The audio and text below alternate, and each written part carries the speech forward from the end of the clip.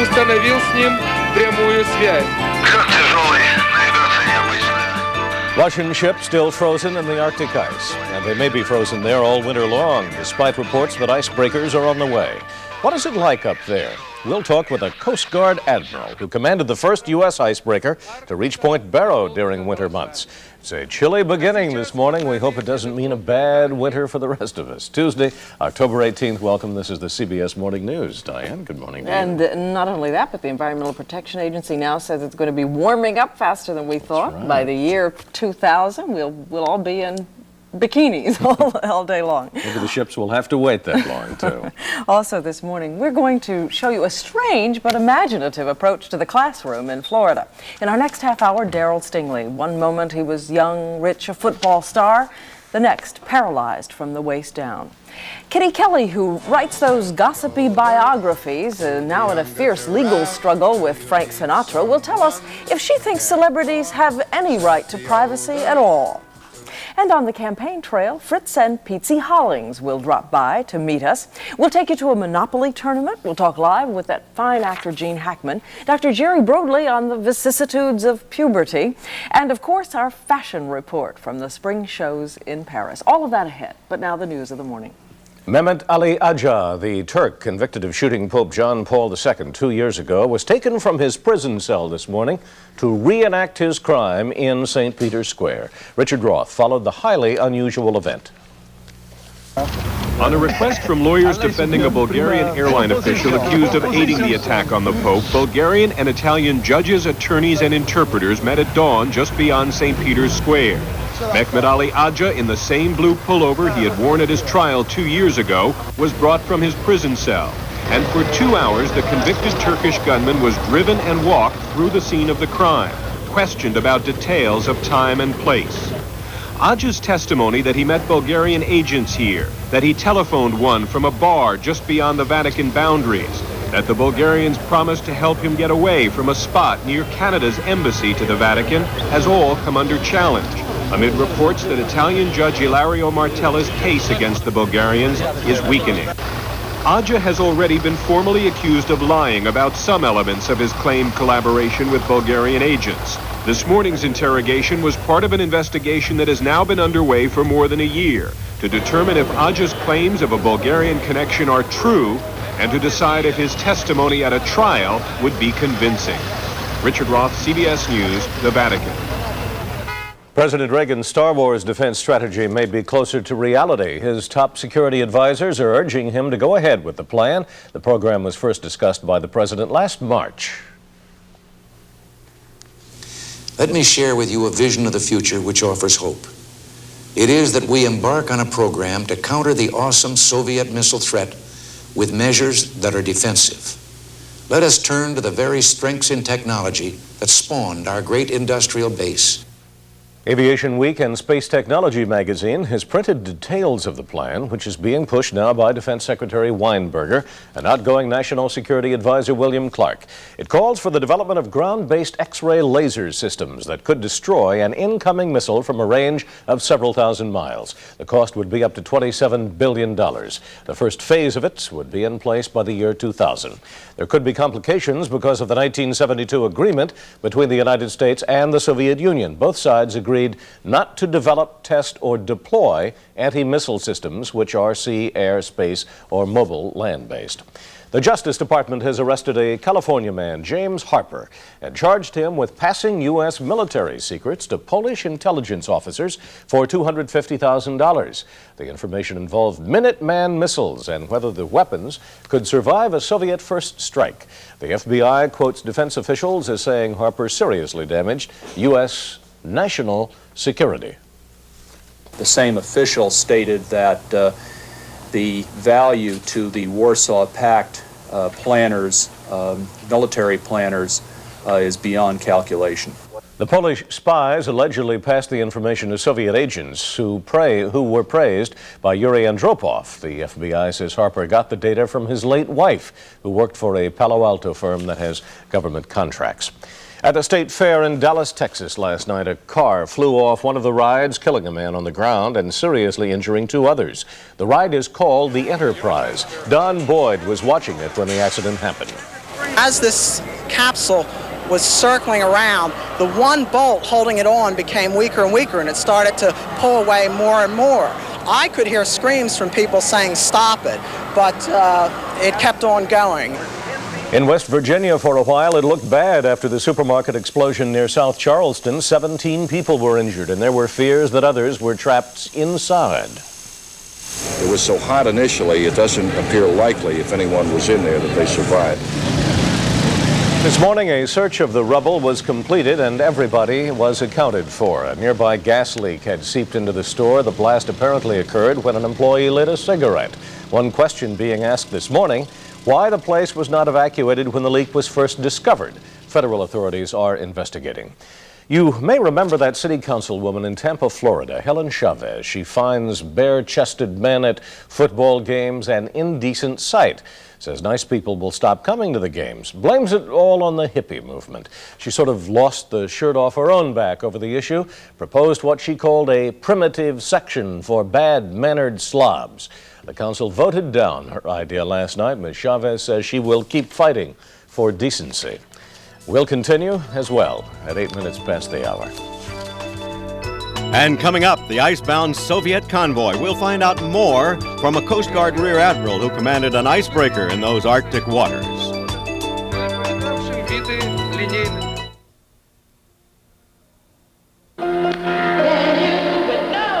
I like to sing. I know I have a good voice, and I like to hear myself.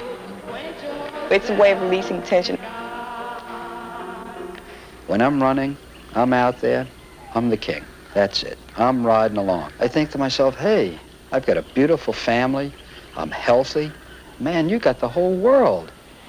I like to go to the ocean. It's so enormous. It puts my life in perspective. I recognize that there are very few things that are so enormous that can't be dealt with. Each of these people have developed their own ways of dealing with the tensions of everyday life. This is Cliff Robertson. There are few of us who wouldn't welcome solid advice from a good friend on how to deal more effectively with our tensions. That friend can be your mental health association. Contact them for a copy of their pamphlet, How to Deal with Your Tensions.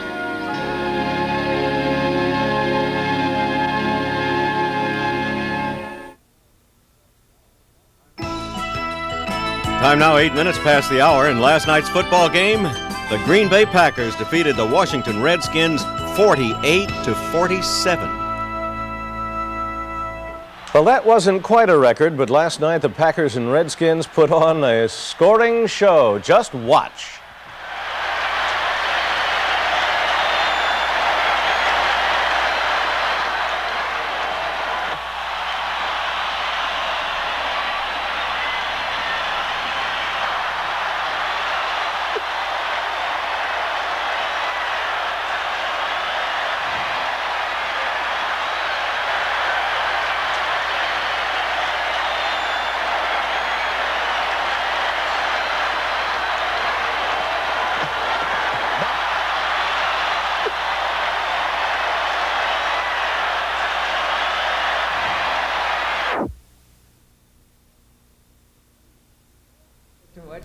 Tape, good heavens. It is a strange sight, a strange thought. Those 4 convoys reported to be about 20 Soviet ships trapped like big iron animals in the thick ice north of Siberia in the Chukchi Sea. Icebreakers have managed to free 8 more of the freighters that had been trapped there for 2 weeks. The ships are bringing supplies to remote Siberian villages. But we wanted to know more about the ice and about the rescue, so we asked U.S. Coast Guard Rear Admiral Richard Curoni to join us this morning to fill us in, because he has first-hand knowledge as a pioneer in the region, and also he was trapped not too far from there, I believe, once himself. Admiral, it's so good of you to join us this morning. Good morning. First of all, tell us about this ice. What kind is it that can crush the hulls of these ships, that can slice through them? Well, the kind of ice they have up there is probably, and I don't know, but probably what they have are what we call pressure ridges. You have an ice flow that rides up or under another flow, and then the whole area is put under tremendous pressure. And this ice pressing in on the hull of the ship, if the ship is not reinforced to work in the ice, can cause it to be crushed like a like an aluminum can. How does an icebreaker work then? How does an icebreaker, how is it fortified so that it can cut through? Well, an icebreaker uses a combination of things. First of all, it's a very, very strong vehicle. 2-inch thick special type steel. It has an inclined bow, and we use a combination of speed and weight. The inclined bow allows us to drive the icebreaker up onto the surface of the ice, and then the weight of the ship and the momentum then comes down and breaks the ice, and we can then back off and continue to do that. It's a very interesting thing. Those of us who go to sea, usually the cardinal rule is don't hit anything with any ship. With an icebreaker, the cardinal rule is hit it hard. The Soviets reportedly have more icebreakers, and indeed the most powerful icebreaker in the world. At the rate they're going, how long would it take to get these ships out? Well, of course, I don't think anyone can really answer that question. It depends on a number of things. One learns in the ice to be very patient. You very rarely would be able to get that many ships out of the ice in the time remaining. But what usually happens is if you wait long enough, you will have a shift in wind which will allow the ice to move and relieve pressure on the hulls. Then the icebreaker can move in very quickly and very closely, as you see there in the picture, and using the reduced pressure and using the icebreaker can free up the other ship. Then you must get the ship very, very close to the icebreaker and have him follow you through what we call the lead, that is, the area that's broken between the ice floes. What do you think the biggest danger is? Most of the crewmen, of course, are rescued, even from the ship that sank. The biggest danger? Well, as I mentioned earlier, I think the biggest danger would be the pressure from the ice crushing the ships that are there and causing them to sink. Admiral, again, our thanks to you for joining us this morning, for educating us a bit on the region and the rescue. Thank you, Diane. And we'll go to Steve Deschler now. What about that greenhouse effect we read about this morning, Steve? Well, Diane, the greenhouse effect, as you may recall, is caused by all the carbon dioxide that we all put into the air with all of our human activity. Carbon dioxide tends to allow sunlight, which is infrared or other ultraviolet radiation, to come through the atmosphere, but it blocks the heat that we build up in the earth from going back out into the atmosphere, so heat gradually builds up, just like in the frosted windows of a greenhouse. What may ameliorate that somewhat over the next 20 to 30 years is all the volcanic eruptions, which could cool off the earth. So it's kind of a toss of the coin as to what happens, because we can't foresee the future in that respect. Let's take a look at the map as it stands right now. We know what's going on there. In the eastern seaboard states, temperatures mainly in the 60s in the southeast, rains across Florida.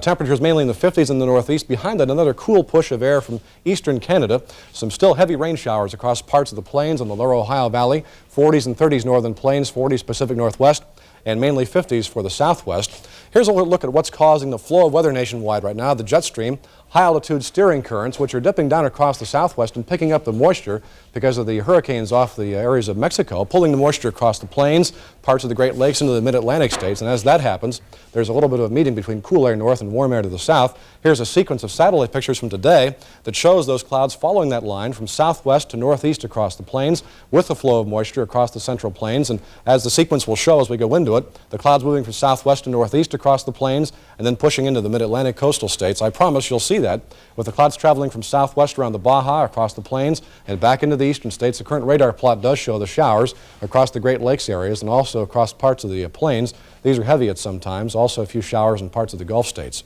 Now let's take a look at some weather and temperature forecasts for some locations around the country. At Boston, 63 and partly sunny skies, 67 degrees and clouds at Cincinnati, 63 and rain for Omaha, 83 and partly sunny skies at New Orleans, 83 and partly sunny skies at Las Vegas, and 62 and cloudy skies at Seattle, Washington. And more about the national forecast for high and low temperatures in our next half hour. Thank you, Steve Deschler. In a moment, we're going to take an inside look at the work and dynamics of the National Security Council.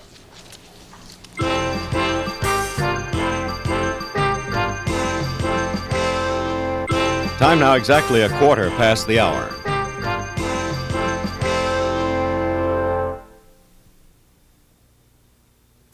Tuesday on the Mississippi, Michelle Phillips is the wealthy divorcee.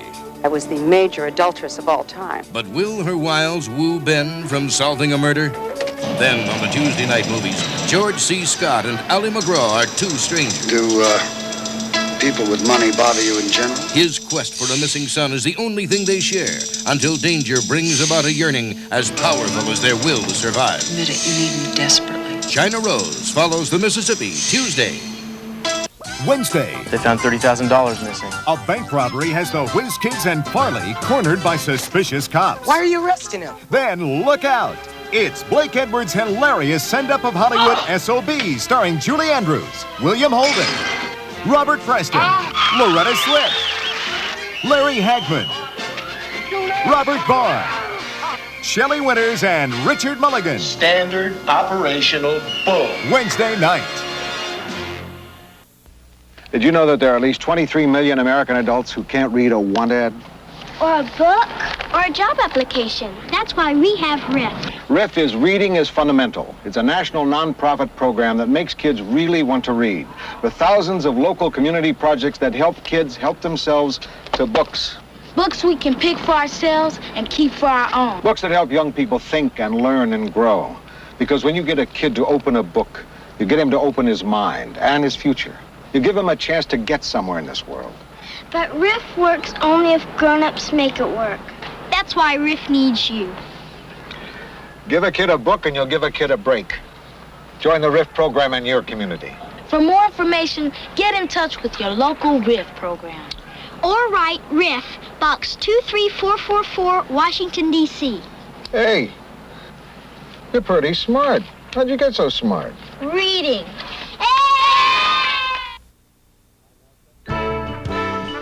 Time now 17 minutes past the hour. Some conservatives are a bit worried about Robert McFarland, the president's choice's national security advisor. We're going to discuss McFarland's appointment with an expert on national security affairs this morning, Duncan Clark, a professor of international relations at American University in Washington. Good morning, Professor Clark, and welcome to the CBS Morning News. Does the National Security Advisor make policy or maintain a neutral position? Try to. I think in ways he does both. That is, the National Security Advisor is always among the 2 or 3 most important advisors in the policymaking process. But I think at the same time, if a National Security Advisor is to do his job reasonably well, he should adopt a somewhat, quote, neutral posture, end quote, in his capacity as manager and coordinator of the overall National Security Council system. Why is it important that he be on friendly terms with the president? Shouldn't a good working knowledge of foreign policy be more important? Well, again, I think both of those elements are important. It is absolutely critical that the National Security Advisor be on excellent terms with the president. He must have access to the president. He must have the confidence of the president if he's to be at all effective. But on the other hand, I think it's also fair to say that the National Security Advisor should have a solid background in foreign policy and defense matters. This, of course, has not always been the case, but it usually has been the case. How often does he meet with the president?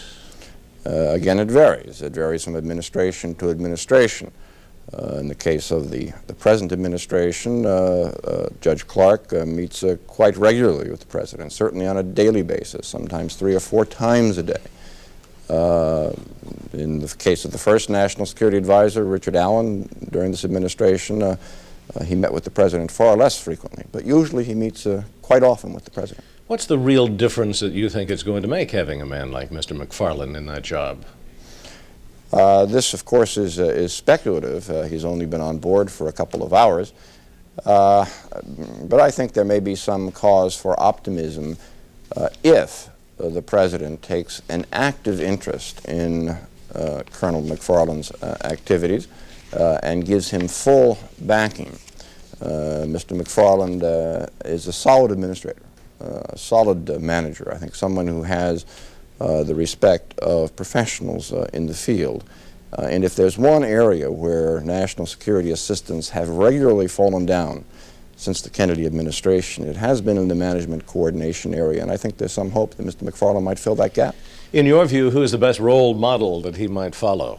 General Brent Scowcroft in the last year and a half of the Ford administration. I think there's a growing consensus among those of us who have spent some time analyzing this subject that General Scowcroft may have been one of the better assistants for national security affairs, somebody who concentrated on coordinating and managing the system. He also, of course, advised President Ford. There's no way that a national security advisor could not perform that kind of advisory function. But I would say that the Ford administration is one which had something to commend it, at least in its last month. Good. Professor Duncan Clark, thank you very much. We've learned a lot. We'll continue in a moment in this half hour. 21 minutes after the hour. And next, a war room for learning.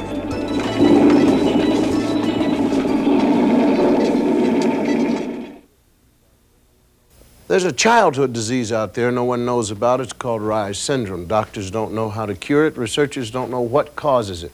Parents don't know that without fast action, Reye's can kill their children. If your child starts vomiting or even seems listless after chickenpox or the flu, get him or her to a hospital immediately and demand a blood test for Reye's syndrome. For more information, ask your doctor or write for this free booklet, National Reye's Syndrome Foundation, Bryan, Ohio. Thank you. Medicine packages don't have alarms to tell you when to take them, or retrieving arms to keep you from taking too many, or automatic dispensers to keep you from taking too few. They don't have gimmicks. Instead, they have something much simpler and better: the label directions. Before you take any medicine, read the label, because medicines can't help you if you don't take them right.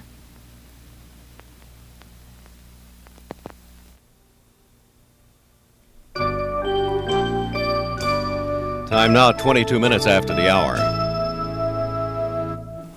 During the past 3 years, an enterprising high school in Florida has gone to war against itself. In 1980, the school ranked last in the state academically. Now, it's first.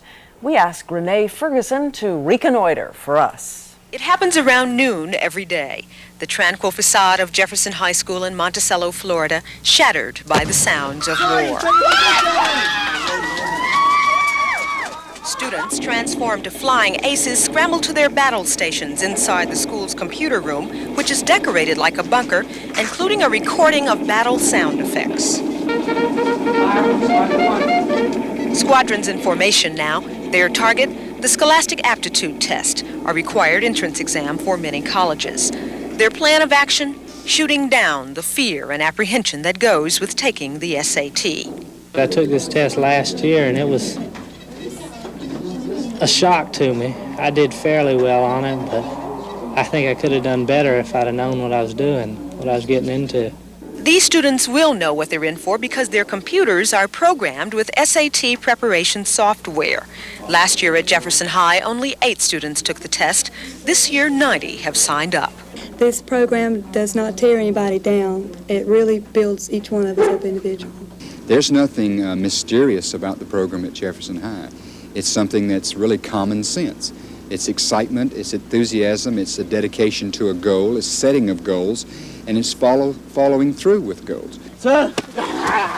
Last year, Jefferson's football team was first in state. Principal Kilpatrick has transferred the spirit of competition from the football field to the classroom. The real war being waged here is against boredom and complacency, 2 of the biggest enemies of education. And while victory will be measured in part by student test scores, something more is at stake here. At stake, say students, is confidence in their ability to achieve, the kind of confidence that comes when learning is an adventure. Ready? What? All right, go!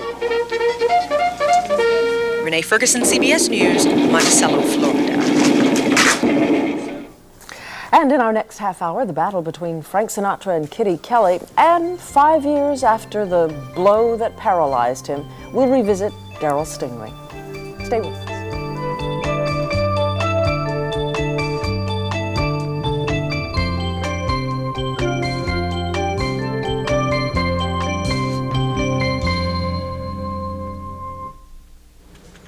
Art Buchwald is one of the few people who can pick up the morning newspaper and later in the day pick at the people and events he reads about. He calls his newspaper column sugar-coated hostilities. They're also funny. The Pulitzer Prize-winning columnist usually recycles his works into a book. The latest is While Reagan Slept. Buchwald warns in the book's introduction that he has compiled everything you ever wanted to know about the Reagan administration so that you will never have to read another book on the president ever again. Humorist Art Buchwald was Chris Glenn's Night Watch guest. You have this new book out, collection of some of your more recent columns, While Reagan Slept. Yes. Referring to the incident when the Libyan planes were shot down by a U.S. aircraft. And, no, he sleeps a lot. It wasn't just that incident, but they don't wake him up too much. It's so heavily marked up here. I tell you why, because I can't remember what I wrote. So I mark up different things in here, and then I can get to them very fast, like when I want to refer to something. You want me to refer to something? Okay, refer to something. Okay. I wrote one on being a black in the Republican Party. Most blacks make a mistake. They join the Democratic Party. They don't get the right time in the Democratic Party. But if you were a black and you joined the Republican Party, they would always put you on the dais because there are so few blacks in the Republican Party. And you'd always get standing ovations. And you'd always get invited to lecture somewhere, and you'd get to play at the best country clubs because the Republicans always want to show off this one black that's in the party. And so I wrote about a black Republican that's got it made because he found out that he was treated much better by the Republicans than by the Democrats. He said when he went to Democratic affairs, they always put him by the kitchen door. But when he went to a Republican affair, standing ovations. Right up there on the dais, right? And so he was worried that other blacks might find out that the Republicans treat them much better than the Democrats do. So that too many might join the Republican Party? Reasons. Yeah, yeah. I got you. You won the Pulitzer last year for outstanding commentary, I believe it was. What's life after the Pulitzer Prize like? Well, I thought it would last forever. It lasted about 3 days. And after that, nobody talked to me about it. I wanted to talk to a lot of people about it. And it was really a high for 3 days. But as I say, the attention span's so short in this country now that when I walk down the street now, people don't say, hey, look, there goes a Pulitzer Prize winner. Maybe you should carry and a I sign, thought it was forever. Well, I think they should have something you can wear in your buttonhole which says Pulitzer Prize winner. I think the next time they're going to mention it after this, the fact that you mentioned it tonight, I'm very glad about that, is probably when I'm buried. And they'll say, Art Buchwald, Pulitzer Prize winner, dies on tennis court. Okay.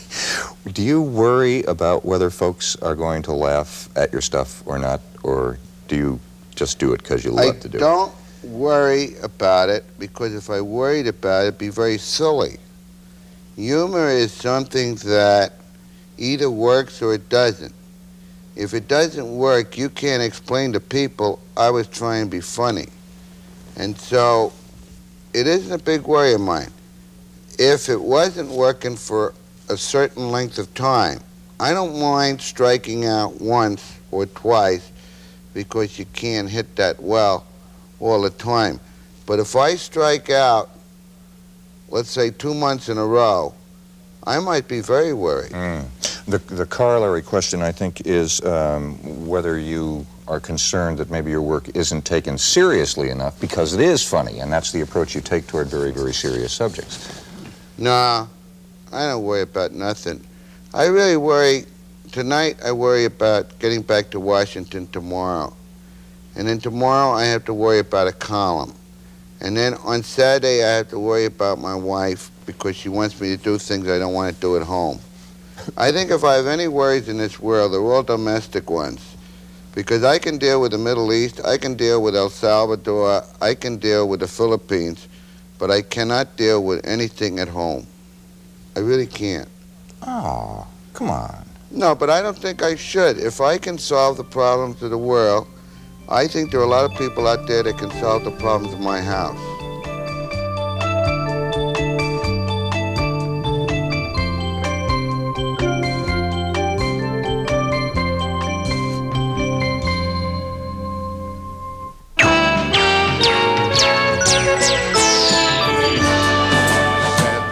older to the younger giraffe. Do you need someone to care for? Said the older to the younger. The song may be cheery, but Frank Sinatra is angry. Angry at Kitty Kelly, who writes those gossipy biographies. He's so angry, he's done an extraordinary thing. Filed suit, essentially to keep her from pursuing her writing of a book even before she begins putting the words to paper. Kitty Kelly joins us in this half hour to talk about celebrities and whether she thinks they do have any right to private lives. It's Tuesday, October the 18th. Good morning once again. Darrell Stingley was running a routine slant-in pattern for the New England Patriots on August 12, 1978. He reached up for the pass. He missed, but then he was hit hard, really hard, by a defensive back, Jack Tatum. Some say it was intentional.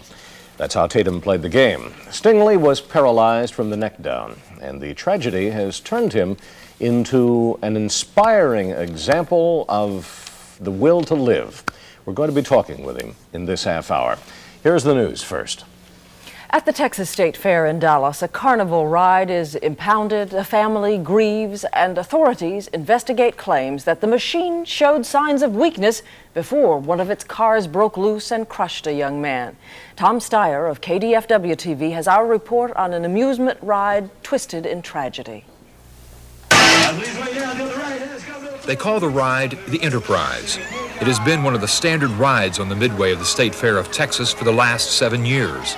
Last night, shortly after 8 p.m., one of the cars broke loose from its moorings on the spinning disc and sent its occupants crashing onto the crowded midway. Ron Boyd saw the accident. I could hear screams from people saying stop it, but it kept on going. At about 6 or 8 revolutions into this accident, the car was about at 1 o'clock on the ride when it just came flying off and just flew right through the air. One young man from Allen, Texas was killed. His brother and another are in serious condition. 11 others were injured. Howard Freeman, a Midway employee, told me the Enterprise had broken down earlier. I know there was wanting a welder to come up there and fix it. Why? Well, because one of the cars was loose. Did the welder come? Apparently not. One of the cars flew off. But State Fair officials countered Freeman's charges, saying the ride's operators had reported no trouble with the Enterprise earlier in the day. Tom Sawyer for CBS News, Dallas. No one was killed in a natural gas explosion that leveled a supermarket near South Charleston, West Virginia. 17 people were injured. Firemen had spent the night sifting through the rubble, but by this morning, all employees and shoppers were accounted for. Investigators say gas from a ruptured pipeline had leaked into the store for hours and was ignited when an employee lit a cigarette.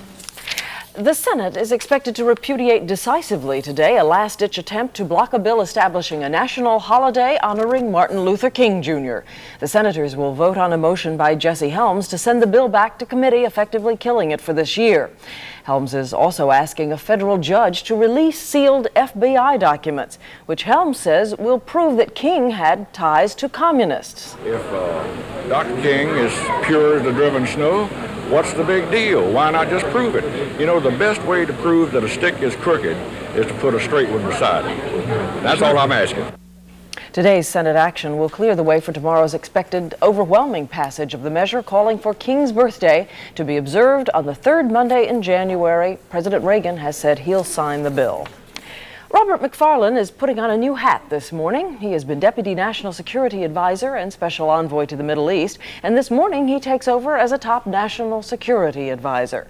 McFarlane succeeds William Clark, who is to head the Interior Department. McFarlane says he won't promote his own views, but will instead be a coordinator.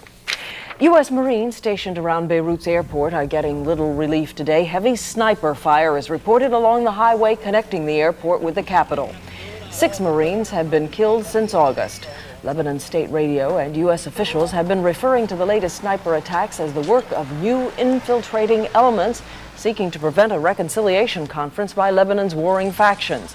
The site of that conference may be announced today. A special election is being held in Georgia's 7th Congressional District today. The seat was left vacant by the death of Representative Larry McDonald, who was among the passengers on the downed Korean jetliner. His widow, Catherine McDonald, is expected to lead the field of 18 candidates. She says she will reflect the highly conservative views of her husband. Jacob Javits said it was the high point of his career in terms of gratification. It came at the State University of New York at Stony Brook on Long Island, the dedication of the Javits Archive. With colleagues from his Washington years standing by him, the former senator expressed a wish. The collection here deposited may be a memorial,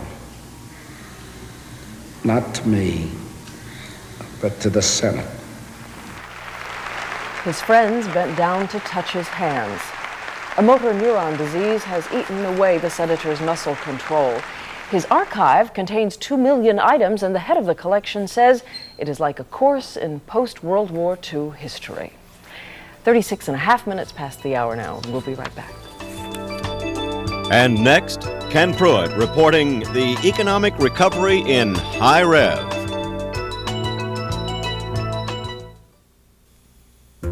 This is nature's most complex machine. It requires attention to diet, conditioning, and care. To those concerned with fitness, Norelco dedicates Norelco Healthcare.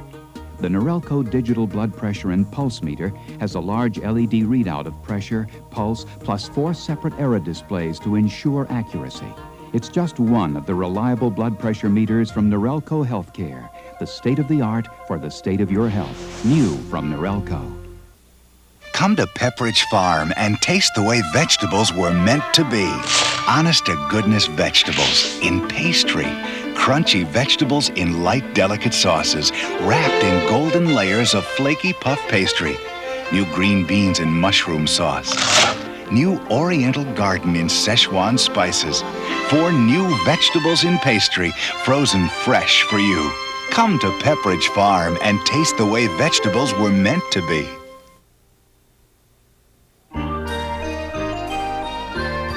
Time now 37 minutes past the hour. And let's turn to Ken Pruitt to pick up our morning. What good can you tell us? We have news that the economy is moving ahead almost at full speed. More evidence the recovery picked up some steam this fall after it slowed down during the summer. The nation's factories ran at more than 78% of capacity in September, up a full percentage point from August. It's the highest factory operating rate in 2 years. Well, that news and a favorable money supply report Friday drove the stock market higher for the 3rd day in a row. The Dow Jones Industrial Average went up more than 5 points. It stopped just short of 1269. The broader market averages went up 2 as advancing issues led declines about 8 to 7. Gold in London this morning, $396.75 an ounce. That is down 65 cents from yesterday's close in New York. The American dollar is trading lower overseas this morning. 6,600 UAW members are on strike at McDonnell Douglas. At Lockheed, the machinists have tentatively agreed to a new contract. Republic Bank of Dallas has taken over First National Bank of Midland, Texas. First National was declared insolvent Friday. In terms of assets, it was the 2nd largest bank failure ever. First National ran into big trouble last year because of bad loans to oil companies. Mesa Petroleum Chairman T. Boone Pickens has confirmed Wall Street's hottest rumor. He and some partners have acquired nearly 9% of Gulf Oil, and they're ready to take a total of 15%.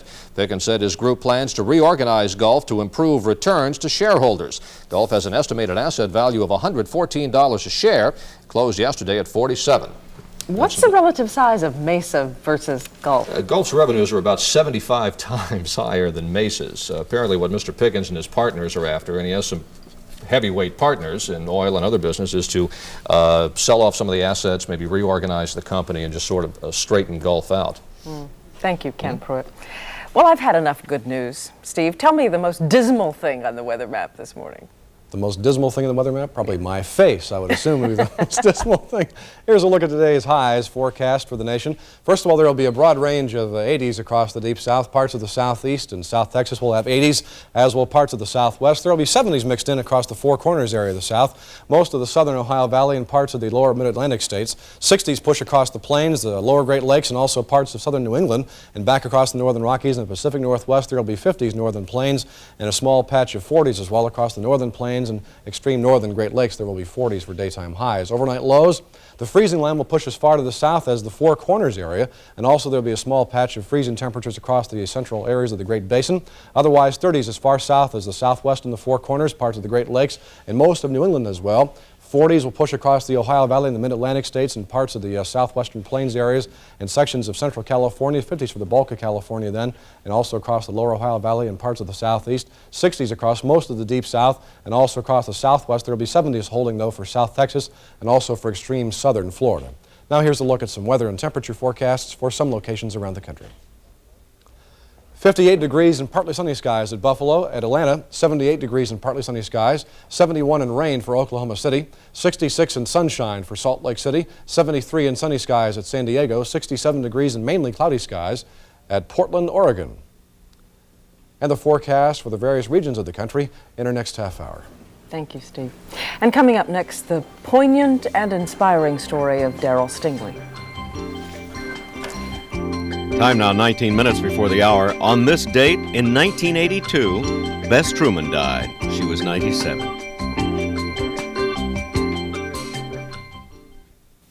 This is one of nature's most perfect foods. Nothing has been added to it. No sugar, no additives. It's a whole grain with all its natural flavor and nutrition. It has fiber, low sodium, and no cholesterol. And it costs about 5 cents a serving. It's Quaker Oats, one of nature's most perfect foods. And now you can get this special limited edition heritage tin to put cookies in. It's free from Quaker Oats. See specially marked packages for details. For years, I've been singing extra value is what you get when you buy Coronet. Did you ever ask yourself, what does Rosie mean by that? Well, it means with Coronet, you get extra towels on every roll and pretty facial tissues, bath tissues, and napkins that look like they cost extra but don't. It means with Coronet, you get a lot, not pay a lot. Send us just 10 quality seals from any Coronet paper product, and we'll send a Western Union mailgram message worth over $5 to anyone you wish. Free. Now there's more reason than ever to use Listerine antiseptic twice a day. You see, recent clinical tests prove that Listerine kills the germs that can cause plaque buildup, as well as killing the germs that can cause bad breath. After regular brushing and rinsing with Listerine, you can reduce plaque buildup by up to 50%. So, when you use Listerine in the morning and Listerine at night, you're fighting plaque for better oral hygiene. Listerine, twice a day. Fights plaque. For better oral hygiene. This is a tribute to Fred Lowenhaar's 7-year-old London fog raincoat. It's seen 483 downpours and snowstorms. It's been used as a pillow 55 times on late-night flights. It's been worn over business suits, tuxedos, and pajamas with equal style and grace. And because it's a London fog, even the buttons have stayed on. But after 7 long years, perhaps it's time to get a new one.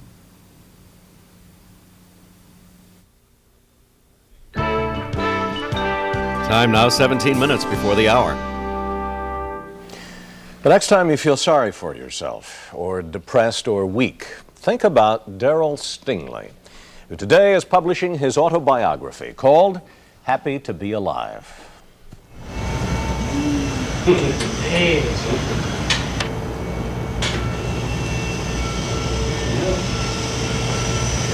August 12, 1978. A young receiver named Darrell Stingley, number 84 for the New England Patriots, slants in to catch the ball, a play he's done hundreds of times. But this time, he is hit hard by Oakland Raider Jack Tatum. So hard, in fact, he never got up. Taken to the hospital, he was paralyzed. It's been 5 years since Darrell Stingley walked onto a football field, and it's been 5 years since he last saw the man responsible, Jack Tatum. Did you do it on purpose? I'm not sure. If I could have proved intent, I guess I'd be in court now with the Oakland Raiders, NFL, and Jack Tatum. Everybody understood that Jack Tatum's way of playing football was to try to intimidate. You know, he was an extremely violent person. What would you say to Jack Tatum if he came through the door, sat down, and talked to you? Hi, Jack. How have you been? It's been a long time since we exchanged words or pleasantries. No, I don't know what my reaction would be. I don't know. I would talk with him. You know, I'm a human being myself. I can forgive, but it's obvious that I'll probably never forget. Never forgetting, but getting on with his life is what Darrell Stingley is doing today. He still has his dreams and his heroes like Stevie Wonder, whose blindness became an inspiration to Darrell. We've been chosen, Darrell. He said, you and I, people like you and I have been chosen to be a part of God's army. He said, and I believe it or not, our purpose here on earth is to make weak people strong. And then he said, we shall succeed. Where will Darrell be in 5 years? Boy, in 5 years, I'd like to be at least standing up on a walker. I'd like to be 6 feet tall again. I feel like we live in a day and time where everything is based on logic and reality and being real, and people have little place for things like dreams and faith in their lives. But I'm a case in point of a guy that pursued a dream that he had early as a kid, achieved that dream, and suffered what I like to think is temporary setback. So now I dream again of walking, standing up, being a whole, healthy individual again. And if I never stand up again or I never walk again, that won't matter either because I'll just be too busy living. And I guess that's why I'm just happy to be alive. That's the name of his autobiography being published today. He is so busy with activities, with his mind just so active, he doesn't even have time for physical therapy. So he's going to have to cut back on these activities and get down to trying to move his right arm a little more and the rest of his body. And he can make progress. That is... He will be able to, the doctor said. Yes, I mean, it's difficult. He's going to have to work very, very hard, but progress to him is being able to move his right arm an inch further and get to know those muscles. But I love that phrase, he is part of God's army. In a moment, the battle between Frank Sinatra and Kitty Kelly.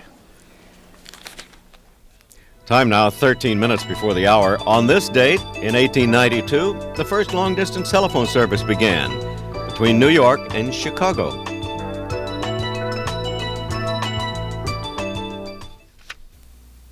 Insight. It's one of the investor's most valuable tools. It's the merging of knowledge, experience, and intuition. It is the ability to sense where the crowd is going before the crowd does.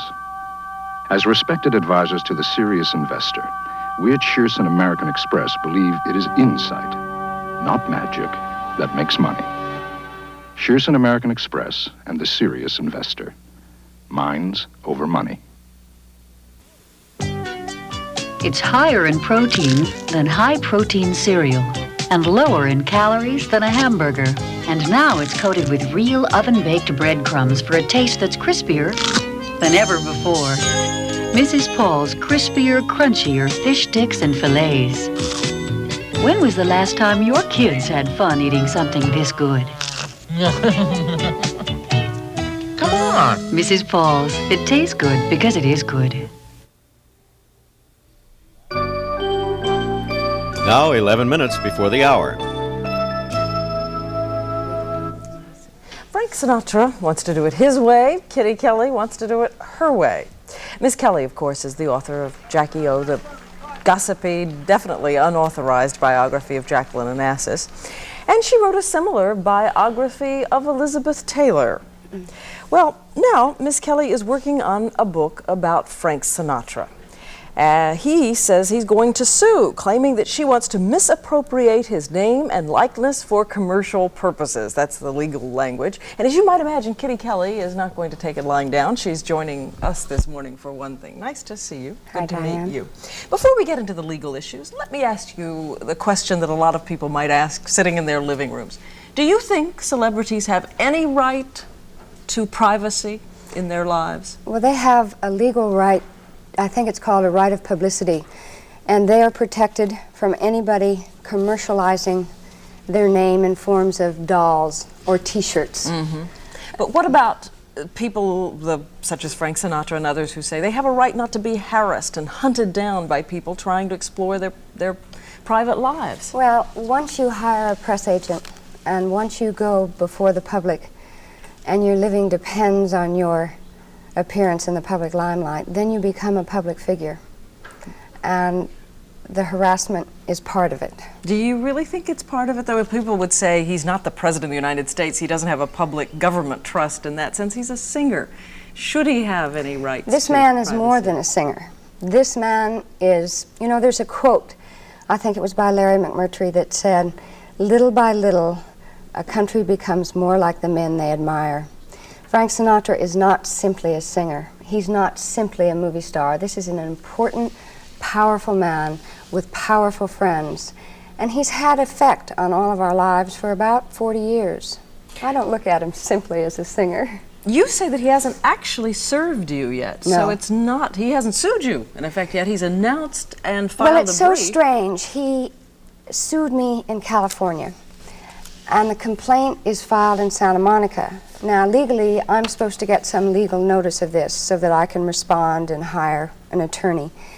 But he has not done that yet, and it's been almost a month. People who advocate on your side of the issue say that it's a clear attempt at intimidation, and that if it works, if he's able to stop you before you actually put the words down on paper, then it will intimidate all biographers for years to come. All of us, not just biographers, all writers. I mean, it is a blatant attempt at a prior restraint. He is trying to control, before there's a word written, what is going to be said about him. But he says that you went around to his friends and said that you were going to write a favorable book when it's clear that you're not going to. And well, I don't know how it's so clear because I haven't written anything yet. He does say that, though, but there's no example of it. And he says that you imply to his friends that it's authorized. No, Diane, I've never implied to anybody that I'm doing an authorized book of Frank Sinatra for two reasons. One, I don't write authorized books. I mean, I have a reputation for writing an unauthorized book without somebody's cooperation. And the other, it'd be a lie. I mean, I don't want to write an authorized book. Tell me so far, what have you learned about Frank Sinatra that surprised you the most? Anything? Well, I don't mean to be coy with you, but I can't, I'm not going to really talk about the information until the book is published, and that's at least a year, 2 years away. How are you going to pay for this? How are you going to proceed? How are you going to pay for the lawsuits? Well, I don't know.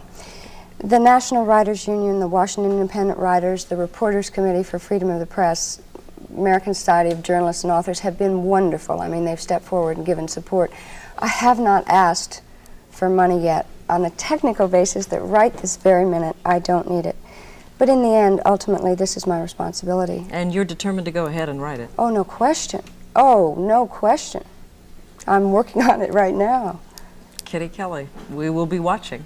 Thank you again Thank you for coming in this morning. Back in a moment, Pat Collins with the entertainment news.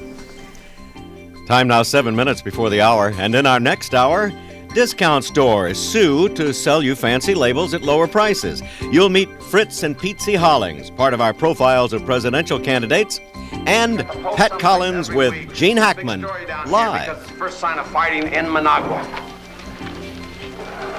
Get a map, Charlie. Harriet, he'll come home when he's hungry. He was hungry, but I gave him the cold can. Yesterday's cat food, cold from the can. Tender Vittles has 8 flavors, fresh from the pouch. Tear into Tender Vittles brand cat food. Fresh. And watch your cat tear in. Cats love a fresh meal and a fresh flavor. And Tamara Pompadour chicken. Duck, duck, duck, duck. Tear into Tender Vittles. And watch your cat tear in. Put a sheet fabric softener in your dryer once, and it does 1 load. Put Free and Soft, the revolutionary fabric softener, in once, and it does a whole month's worth of soft, static-free clothes. Just attach Free and Soft to your dryer like this. Then every time you use your dryer, clothes come out soft and static-free. No sheet softener stops static better. The choice is yours. Once a load softeners or Free and Soft. The once-a-month fabric softener. I live to eat, and eat to live, with everything seasoned perfectly. Herbs, spices, and no salt. Aha, new seasoned no salt. It's full of great tastes, like paprika, celery, chili pepper, and the salt alternative that flavors like salt. I shake seasoned no salt, toss with it. Oh, stew with it. Live to eat and eat to live. New seasoned and regular no salt.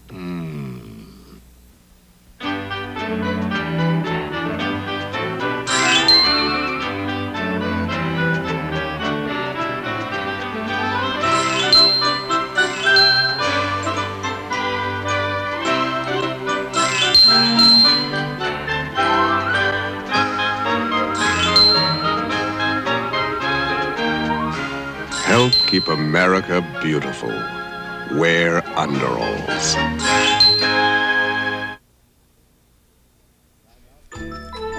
Time now 4 minutes before the hour, and here's the weather forecast. The freezing line tonight runs across northern New England, the upper Great Lakes, northern plains, and through Montana, dipping down into Wyoming, also in mountainous Nevada. Otherwise, high 30s, 40s, and 50s over most of the country, with 60s and a tad of 70s in the south. Time for Pat Collins in the entertainment news. Back from the empty hangar, I say. Was that good atmosphere for the Right Stuff party? It's good for airplanes, not for people. Tonight on CBS, George C. Scott and Ally McGraw star in what could be described as a warmed-over version of Missing. It's called China Rose, about a father who goes to China in search of the grave of his son, who is presumed dead. Ally McGraw convinces George that the son, Daniel, is alive. Daniel's alive. Why would anyone go to all the trouble to falsify hospital records, pay off monks, dig phony graves, all the secrecy? Because he's more valuable that way? More valuable to whom? If he's alive, then he's in trouble. Well, I don't know. Listen to him. That's easy. Nobody. Not in this city. Woman says he's dead. The young man is supposed to have disappeared in China's Cultural Revolution, says the plot point. Last week, NBC ran a movie called Adam, about a child who was kidnapped. At the end of the program, NBC took 2 minutes to show pictures of missing children and gave a number people with information could call.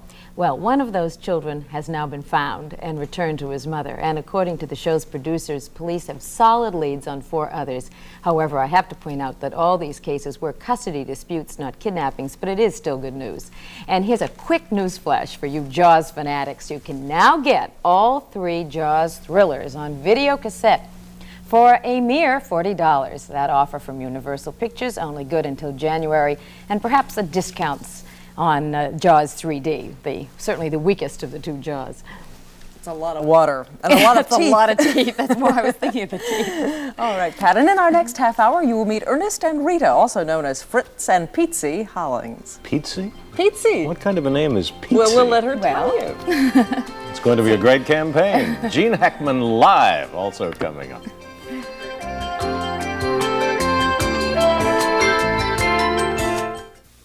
Tonight on the Mississippi, Michelle Phillips is the wealthy divorcee. I was the major adulteress of all time. But will her wiles woo Ben from solving a murder? Then on the Tuesday night movies, George C. Scott and Ally McGraw are strangers in a strange land until danger brings them together. China Rose follows the Mississippi tonight. This is CBS.